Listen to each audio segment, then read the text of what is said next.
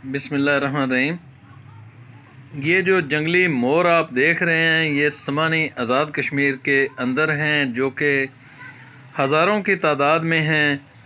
आपको इस पर तफसीली वीडियो इंशाल्लाह चंद दिन के अंदर मिलेगी और यकीनी तौर पर आपको वो वीडियो बहुत पसंद आएगी। मेरी इंशाल्लाह आने वाले दिनों में पूरी एक सीरीज़ आ रही है इन मोरों के ऊपर, इन जंगली मोरों के ऊपर, जो कि आपको यकीनी तौर पर जो कुदरती चीज़ों से प्यार करते हैं, जो परिंदों से प्यार करते हैं, उन्हें बहुत ज़्यादा पसंद आएगी। अगर आपने अभी तक मेरे इस चैनल को सब्सक्राइब नहीं किया है तो आपसे गुजारिश है कि इसको सब्सक्राइब करके बेल आइकन को दबा दें, ताकि आप तक मेरी इस तरह की खूबसूरत तरीन वीडियोज़ जो हैं वो पहुँचती रहें। और इस वीडियो को आगे शेयर भी कर दें ताकि हमारे वो दोस्त जो नेचर से प्यार करते हैं वो भी हमारी यूट्यूब फैमिली का हिस्सा बन सकें।